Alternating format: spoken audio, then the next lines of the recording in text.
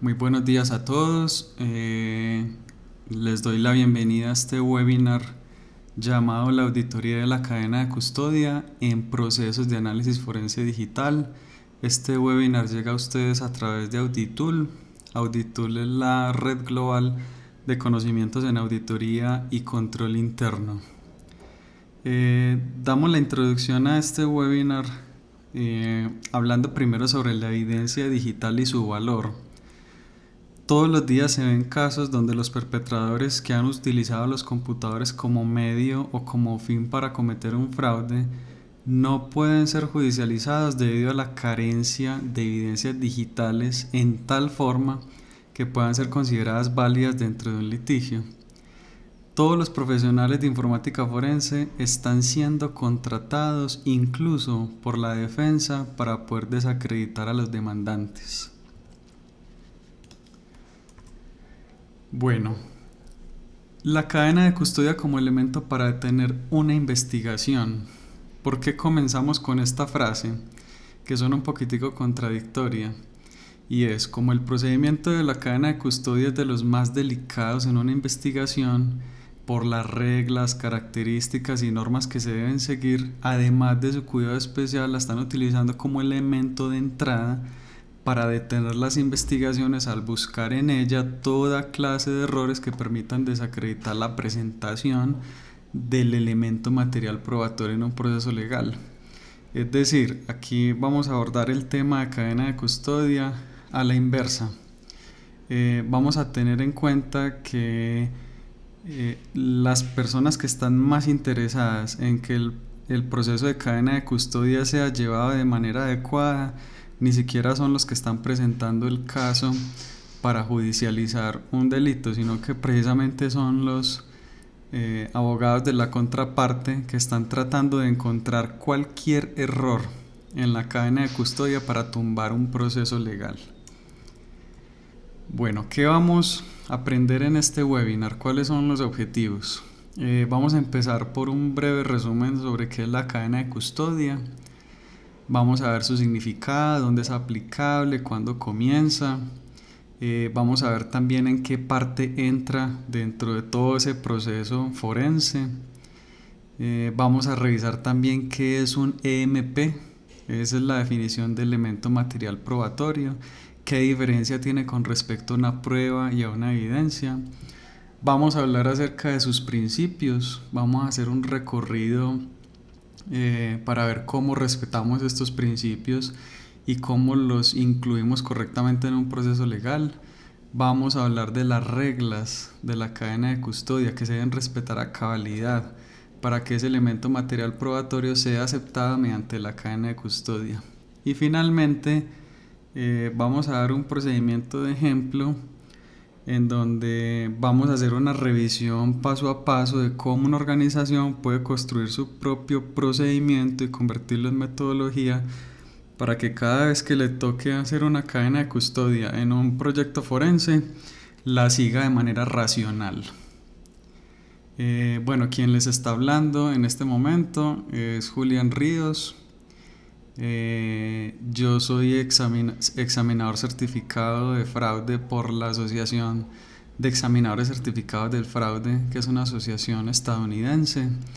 He trabajado mucho tiempo en seguridad de la información, en investigación, detección y prevención de fraudes, en ciberinteligencia. También soy hacker ético certificado por Easy Council. Trabajé mucho tiempo en gobierno de las tecnologías de la información. También soy perito forense certificado y trabajo también muchísimo en el tema de la gestión de incidentes. Bueno, entonces después de la presentación vamos a dar inicio primero abordando el tema de la cadena de custodia a través de la metodología. Cuando hablamos de metodologías, ¿a qué nos referimos? No es que la cadena de custodia tenga una metodología específica, sino que nace de una metodología de los modelos de investigación para el análisis forense digital. Es decir, la cadena de custodia es una actividad dentro de una etapa que pertenece a un modelo de investigación. Entonces muchos de ustedes se preguntarán, bueno, ¿y cuál modelo de investigación? Existen muchísimos modelos de investigación para abordar un proyecto forense. Que tengamos conocimiento profundo con todas sus etapas, estamos hablando de que podemos enumerar 16 aproximadamente, que son los más conocidos. Y dentro de esos 16 hay 6 que están aquí enumerados en esta tabla, en el que son aún más conocidos. Entonces, de esta tabla podemos sacar un resumen en cuanto al nombre del modelo de investigación, el año, las fases de las cuales se compone y un total de fases que tenemos aquí a la derecha, en donde vamos a ver que el tema de cadena de custodia entra dentro de una fase comúnmente llamada preservación de la evidencia digital. Entonces vamos a coger un modelo cualquiera. Yo traje hoy a ustedes en este webinar este modelo que se llama Taller de Investigación Forense Digital, que fue un modelo que se construyó en el año 2001. Este modelo plantea varias fases. En este caso inicia por una fase de identificación, seguido de una fase de preservación, adquisición, examinación y análisis, para finalizar con la presentación. Todo esto, háganse de cuenta que es como una planeación de un proyecto, y cada una de estas son las etapas, y cada etapa tiene una serie de actividades y una serie de hitos. Entonces vamos a empezar a describir cada una de estas etapas y vamos a ver dónde entra el tema de cadena de custodia dentro de todo este proceso. Listo. Entonces, la primera etapa la llamamos identificación de activos digitales y físicos. Y aquí es donde se hace el reconocimiento de los instrumentos informáticos. ¿Qué tenemos aquí? Aquí es donde con el Departamento de Recursos Humanos básicamente se debe indagar sobre los activos que están a cargo del investigado, y se deben hacer en 3 diferentes momentos en la relación laboral o contractual. El primer momento es el momento al firmar el contrato, al que el empleado firma el contrato laboral, y es precisamente el momento en que la persona investigada es contratada y se le entregan para su uso activos informáticos que empezará a utilizar para el desarrollo de su labor. Otro momento, ¿cuál es? Es durante el contrato, y son aquellos momentos en donde la persona investigada haya recibido activos para complementar el trabajo o le hayan sido reemplazados por otros. Hay otro momento que sería el tercero, y es al finalizar el contrato. Ese momento puede coincidir con la investigación forense en muy poquitas ocasiones, en donde se empiece a hacer una investigación en donde coincidencialmente se encuentre también que el empleado está renunciando. Entonces ahí hablaríamos de un tercer momento, y es al finalizar el contrato. Al finalizar el contrato, el Departamento de Recursos Humanos debe tener claro qué activos de información está entregando la persona antes de salir. El punto clave a tener en cuenta en esta fase es que se debe estar al tanto de los activos que posee el empleado, y esto es de vital importancia para seguir avanzando en las siguientes fases de un proyecto forense. Bueno, continuamos con la siguiente, que llamamos la fase de preservación de la evidencia digital. En esta fase es donde se lleva a cabo el proceso de cadena de custodia, que demostrará a los interesados el tratamiento de protección y preservación que se le da a la evidencia digital original en el proceso forense. En este procedimiento debemos tener en cuenta varios aspectos respecto a varios ítems. ¿Cuál es el primero? El formato. Todo se documentará y se deberá tener en un formato que permita anotar lo necesario. Segundo ítem, diligenciamiento. Se debe definir un principal responsable para diligenciar el documento de cadena de custodia, que tendrá los cuidados para no realizar tachones ni enmendaduras. Esto es muy importante. Tercer ítem, el conocimiento. Se debe conocer en detalle el caso que se está investigando y qué conductas se están persiguiendo. Cuarto ítem, aseguramiento. El lugar del decomiso del elemento material probatorio se debe asegurar, no dejar entrar a otras personas, ni amigos ni curiosos. Quinto elemento, valoración. Se deben identificar previamente todos los elementos materiales probatorios que puedan ser objeto de la investigación. Sexto elemento y muy importante, documentación de la escena. Se debe documentar el lugar de los hechos con fotografías, videos, descripción de todo lo encontrado, casi a modo CSI.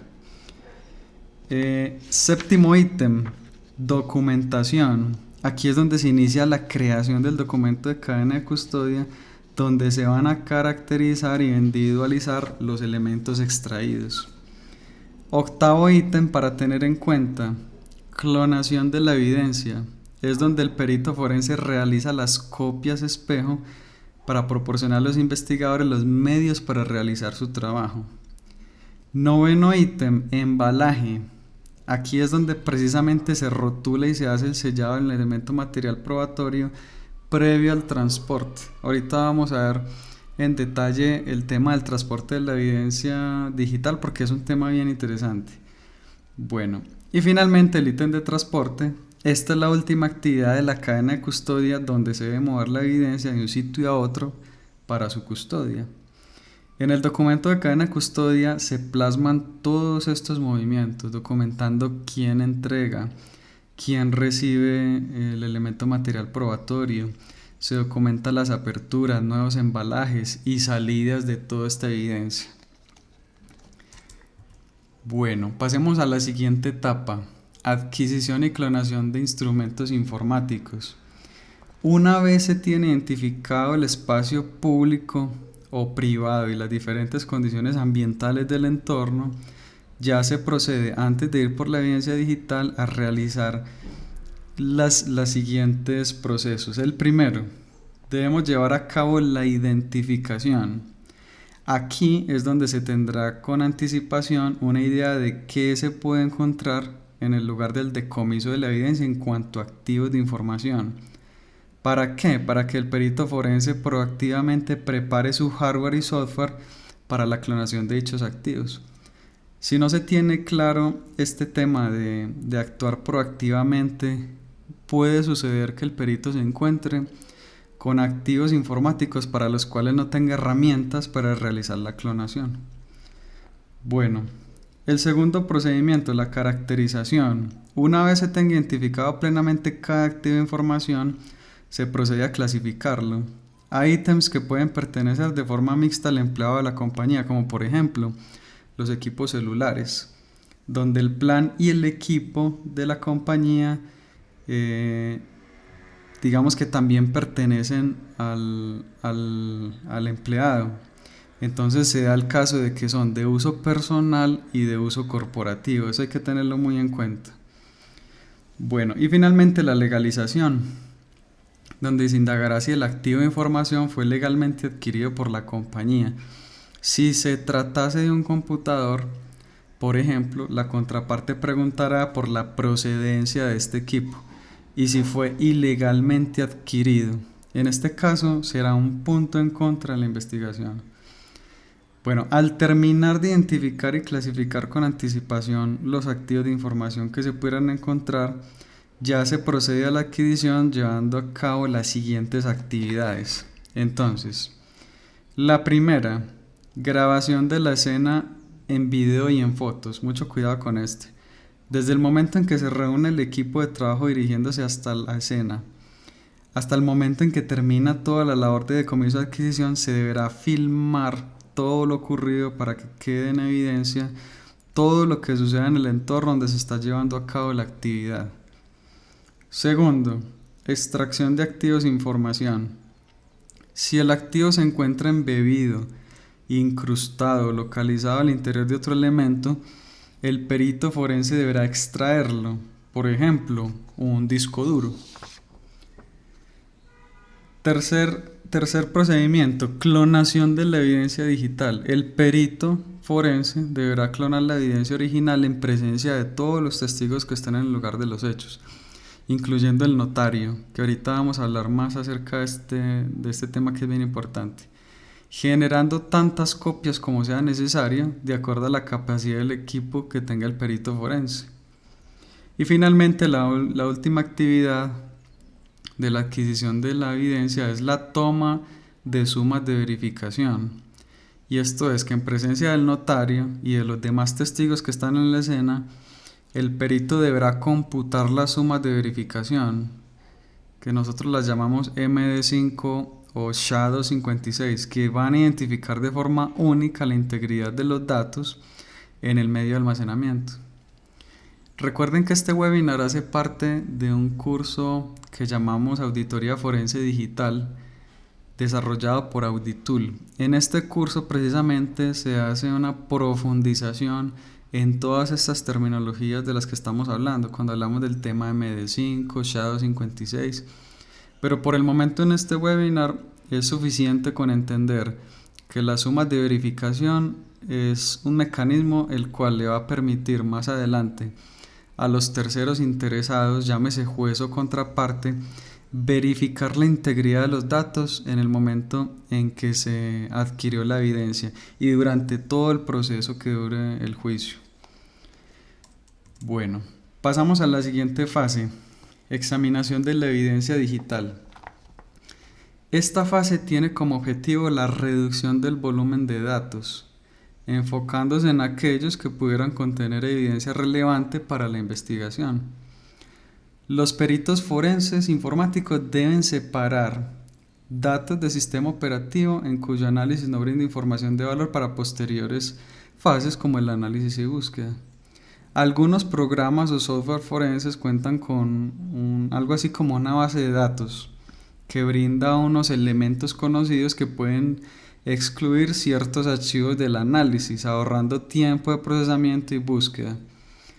¿Cuáles son algunos ejemplos de datos que deberían ser excluidos? Por ejemplo, binarios del sistema operativo.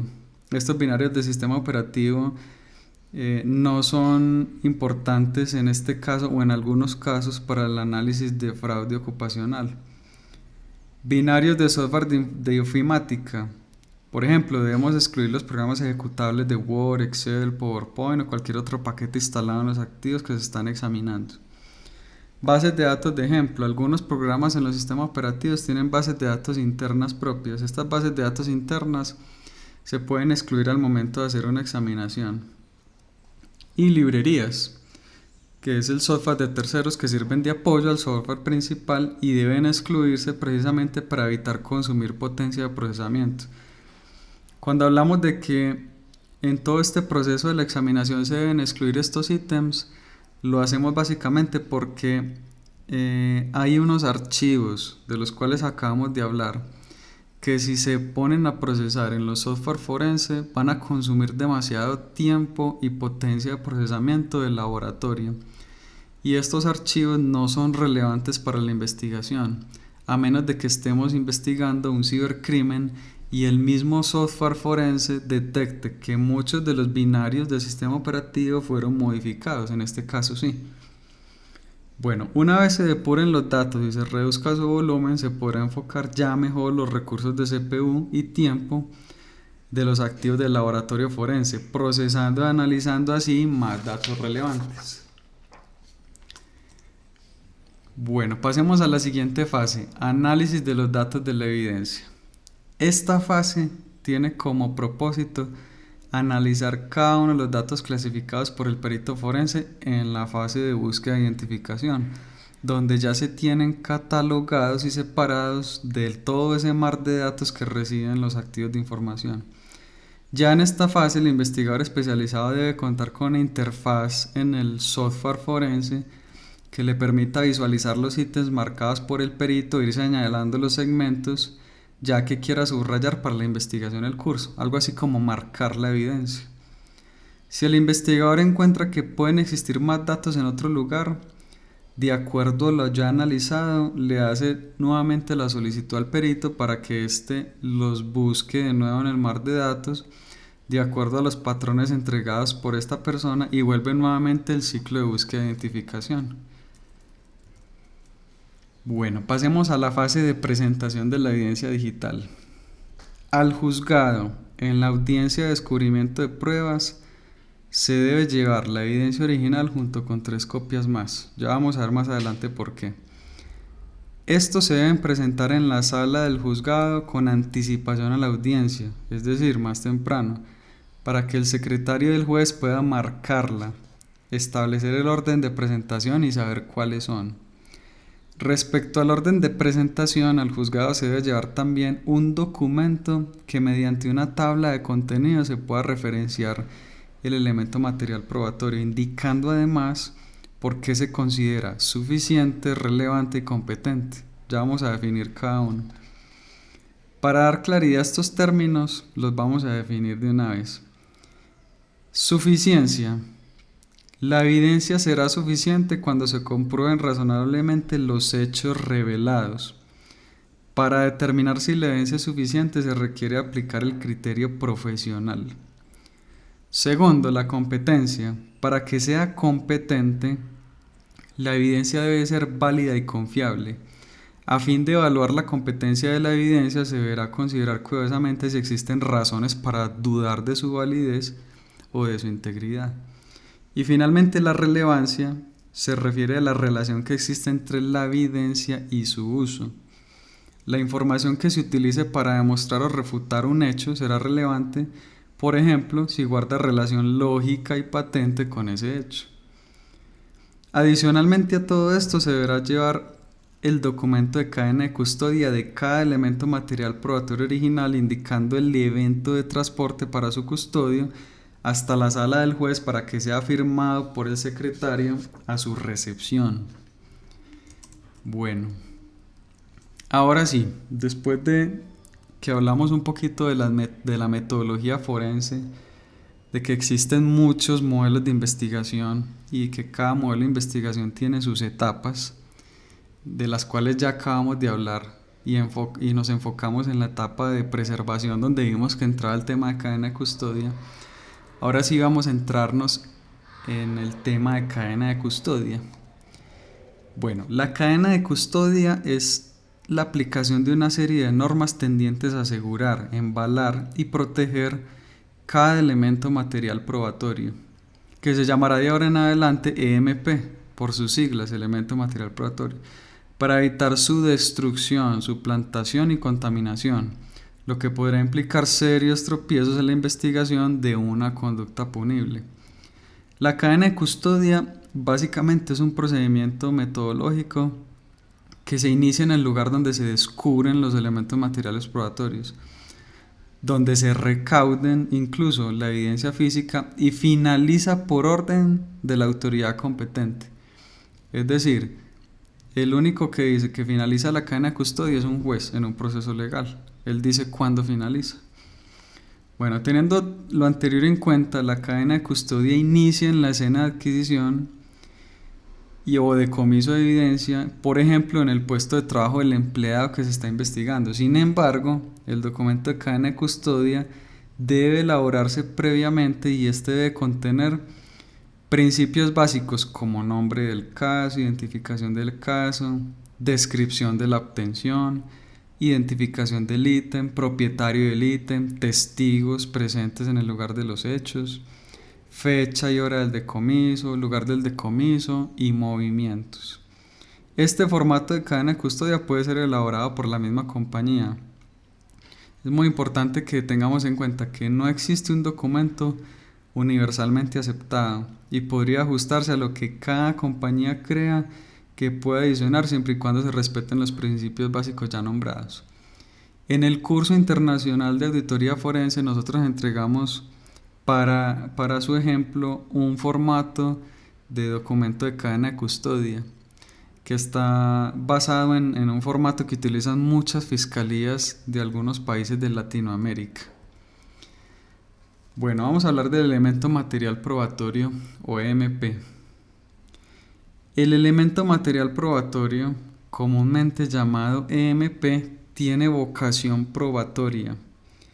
Es cualquier artículo tangible, pequeño o grande que tiende a probar o a oponerse a una hipótesis sobre un punto en cuestión y puede ser legalmente sometido a un tribunal competente como medio para valorar la verdad de cualquier asunto bajo investigación. Entre los elementos materiales probatorios se tienen como ejemplos los que están aquí. Por ejemplo, discos duros. La evidencia digital reside siempre en un elemento físico, como por ejemplo un disco duro, un dispositivo de estado sólido, una memoria USB, entre otros, ya sea que esté en la nube o en almacenamiento local. Los computadores, equipos completos decomisados donde residen huellas, además de los medios de almacenamiento. Las huellas en sí, rastro de uso de elementos físicos como computadores, teclados, mouse, impresoras, memorias USB, entre otros. Y finalmente celulares, como por ejemplo los iPhone, Android, tabletas, otros teléfonos, donde existe evidencia digital como llamadas, por ejemplo, o registros.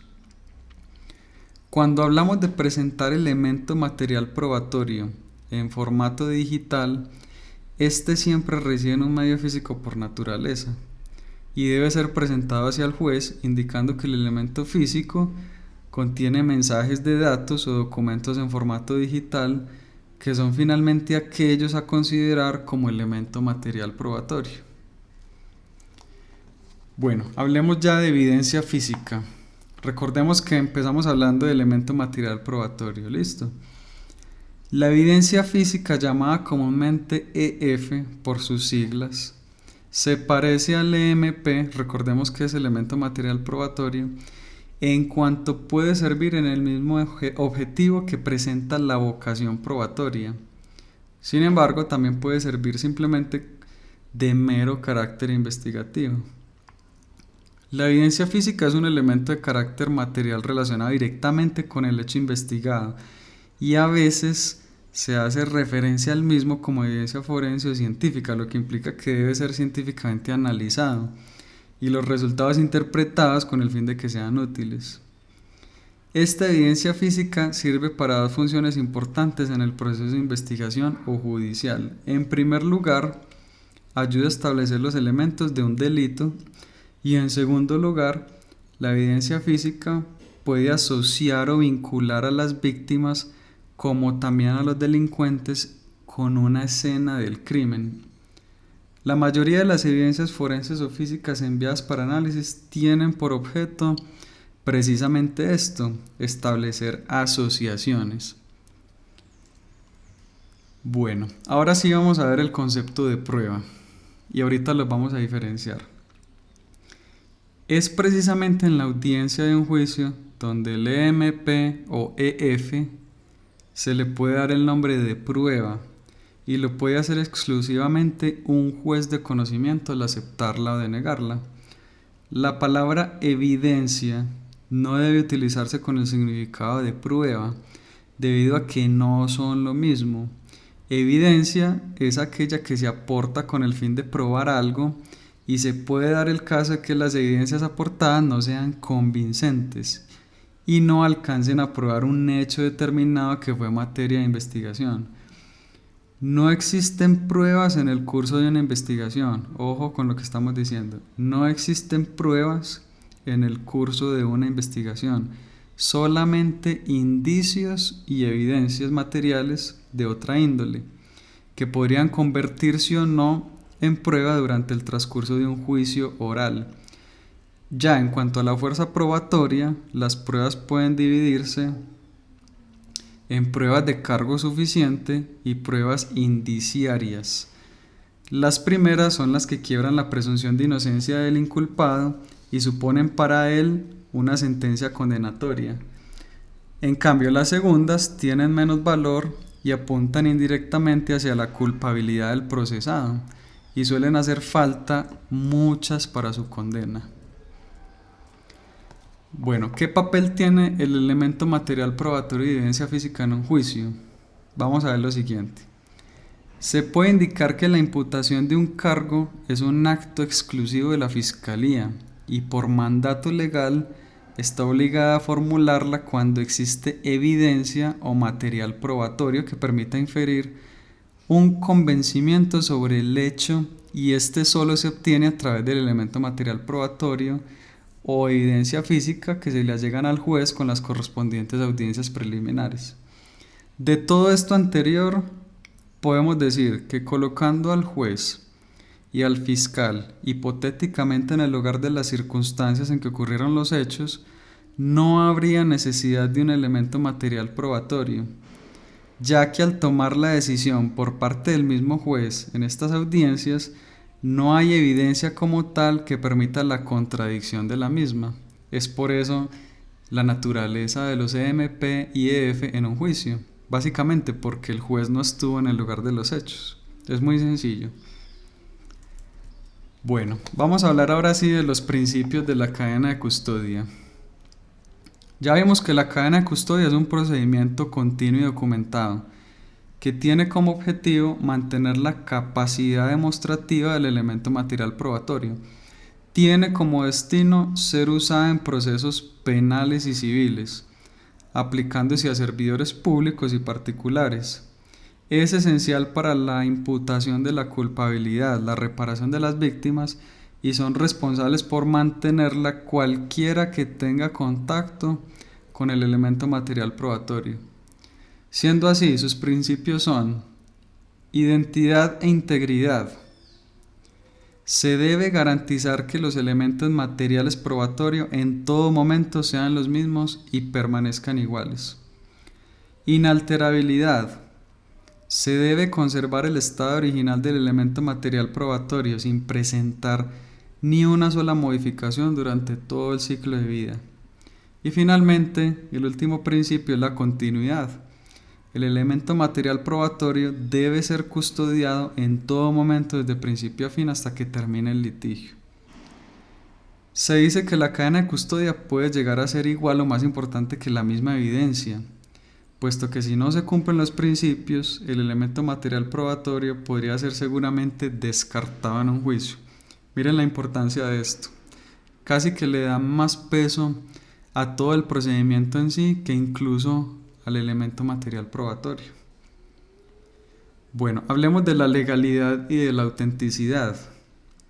De manera general, cualquier procedimiento llevado a cabo a nivel privado o público, independiente de cómo se llame, debe respetar las leyes de cada país y jurisdicción, en especial los derechos humanos. Esta clase de procedimientos donde se desarrollan decomisos de activos pueden atentar contra la intimidad de un individuo.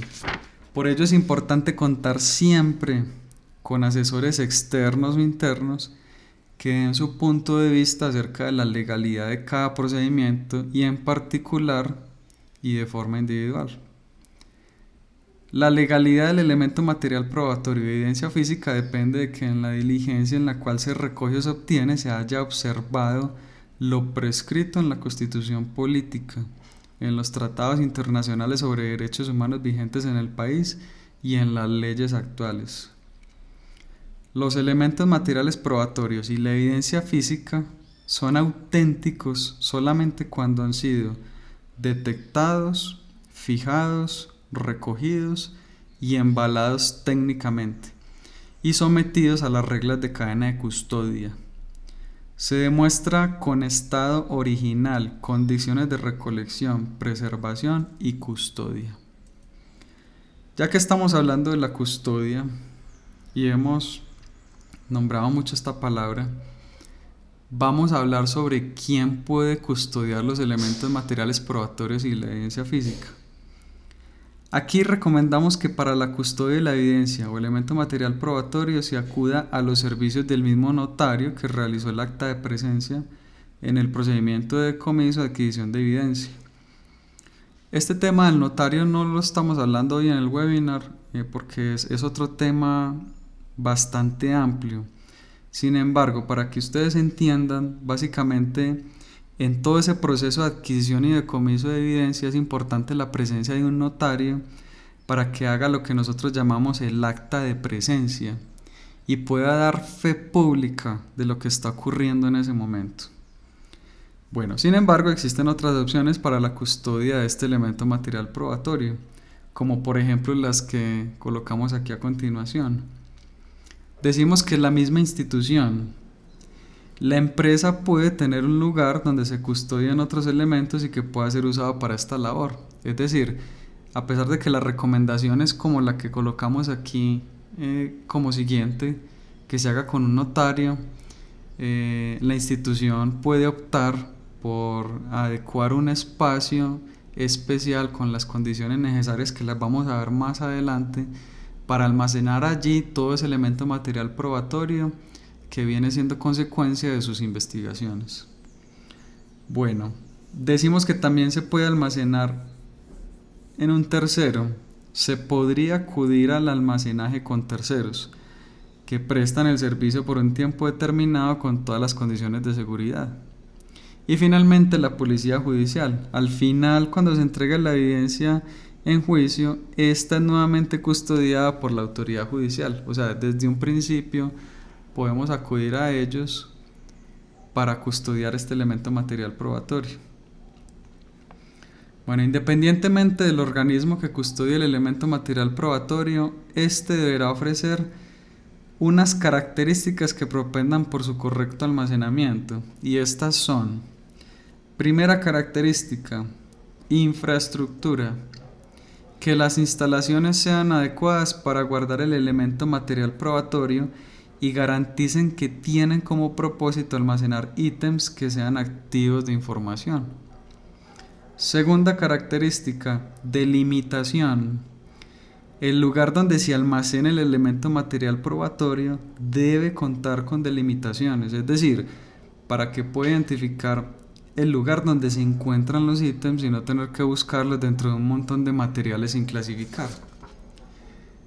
Tercera característica, tener una oficina administrativa.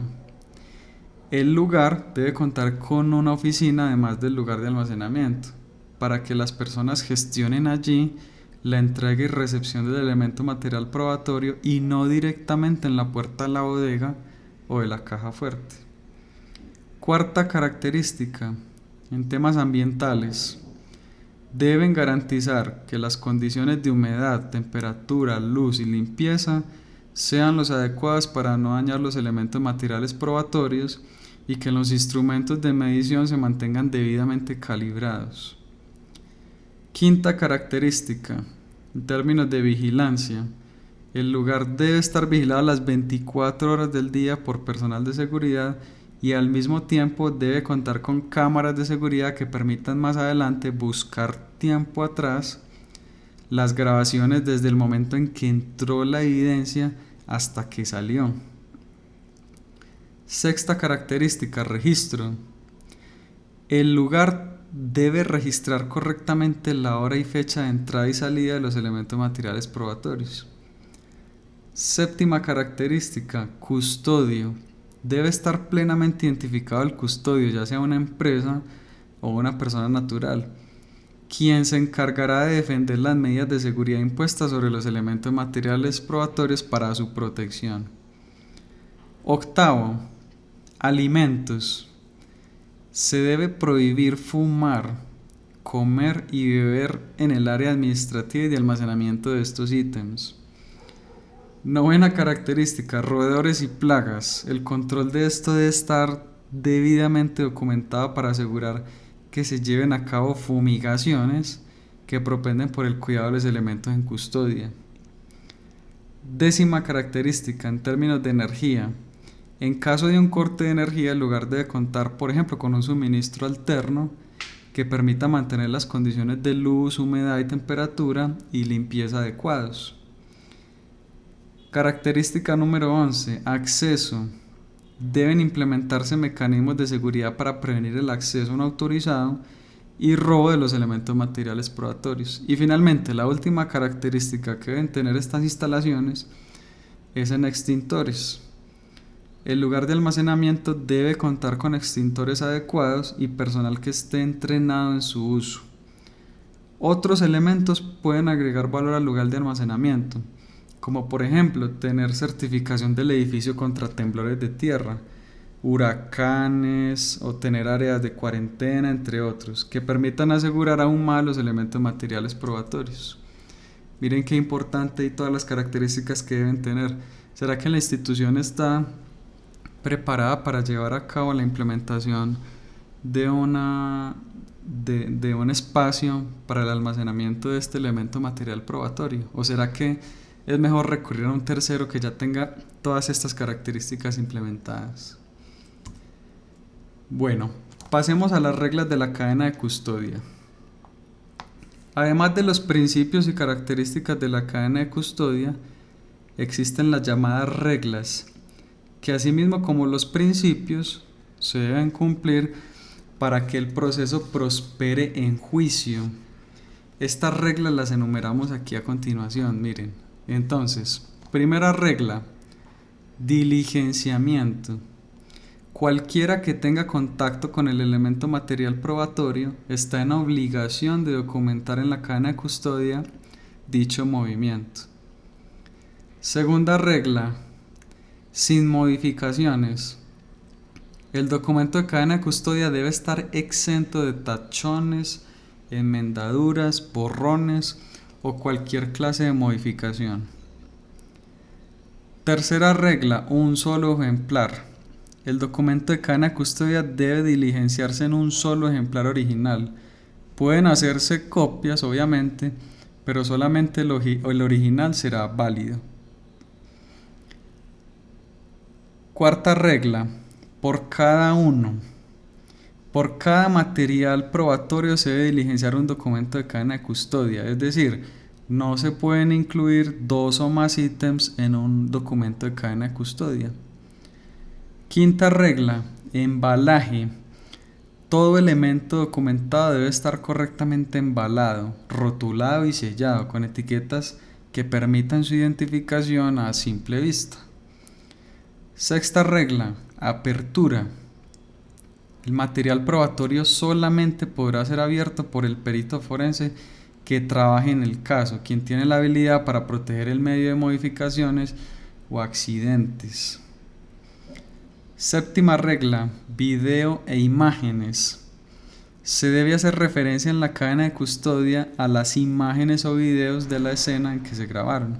Y finalmente, la última regla es la suma de verificación, que es para garantizar la integridad de los archivos digitales, debe ir la suma de verificación en el documento del medio físico original. Entendiendo estos principios y reglas de la cadena de custodia, la organización está preparada para presentarla de forma correcta en un proceso legal. Bueno, ahora sí vamos a ver un procedimiento. Muchos de ustedes se preguntarán, después de toda la teoría que vimos acerca de qué es un EMP, qué es un EF, y en general todo el proceso, los modelos de investigación, nosotros con eso, ¿qué podemos hacer? Es decir, hay mucha teoría, pero ¿cómo podemos armar un procedimiento de cadena de custodia de tal manera que lo podamos implementar la primera vez y seguirlo mejorando? Es por ello que aquí traemos en este webinar un procedimiento de ejemplo que nosotros personalmente hemos utilizado muchísimo en las investigaciones que llevamos a cabo y nos ha servido demasiado, sobre todo porque es muy simplificado y cumple todo lo que hemos visto ahorita de reglas y procedimientos en general. Entonces, entendiendo previamente las reglas de la cadena de custodia, las características, cuándo empieza, cuándo termina y cómo se diligencia, podemos entonces crear una metodología con procedimientos racionales que nos permitan seguir siempre el mismo camino, como lo vamos a detallar en este procedimiento. Entonces, primera actividad, ¿qué vamos a hacer?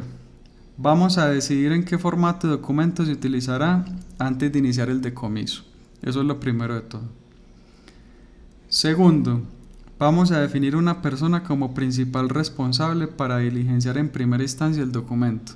Es decir, no vamos a poner a llenar a muchas personas el mismo documento y con diferentes tipos de letra. Vamos a elegir a una sola persona. Tercero, vamos a conocer en detalle el caso a investigar y qué conductas se están persiguiendo.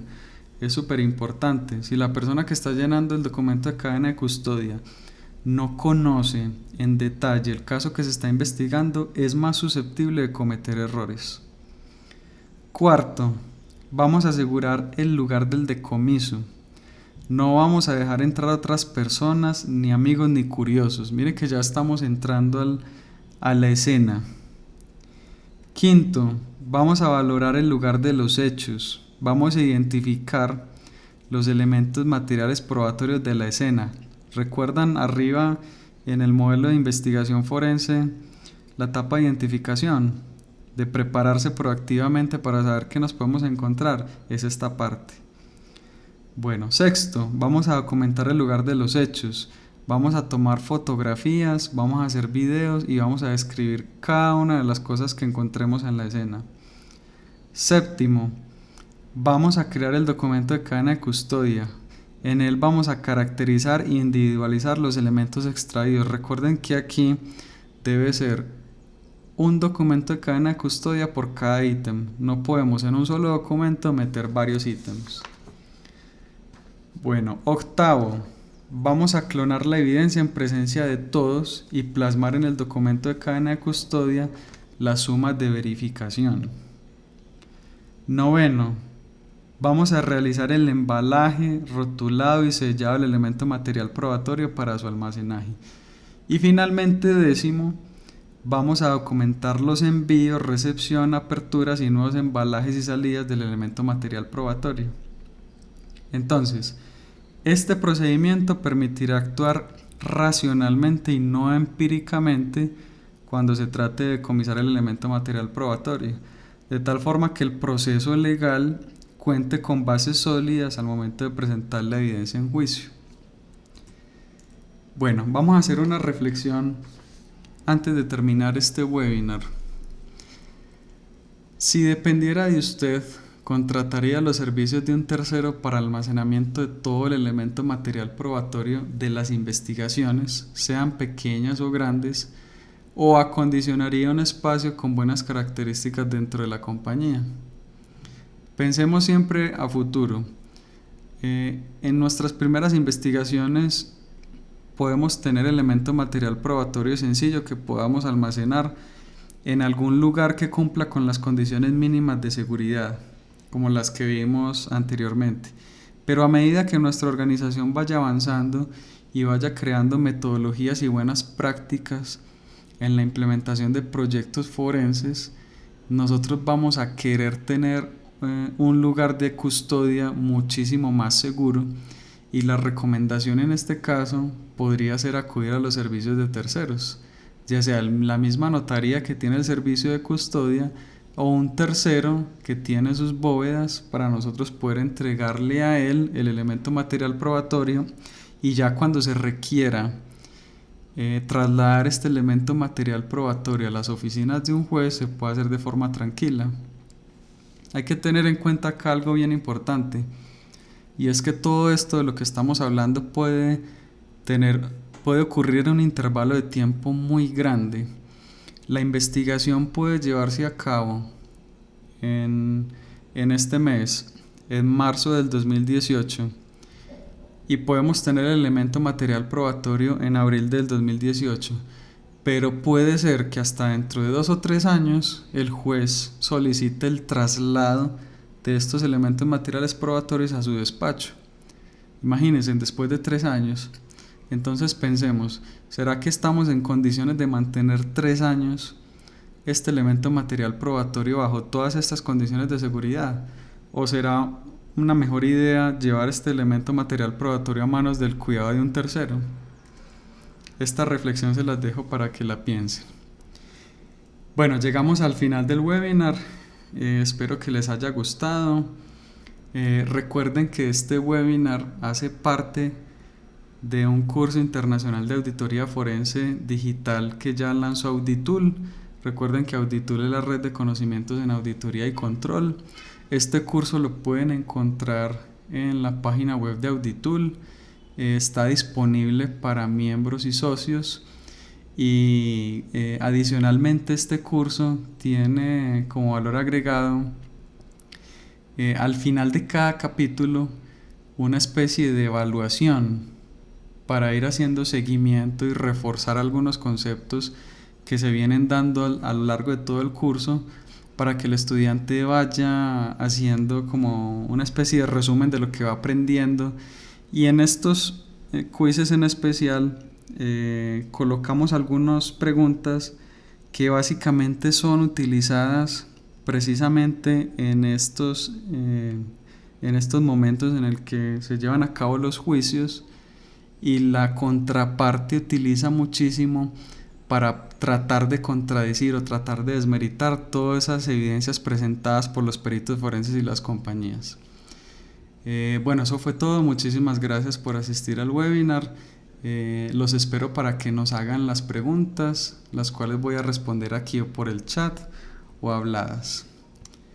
Hasta luego, nos vemos en un próximo video.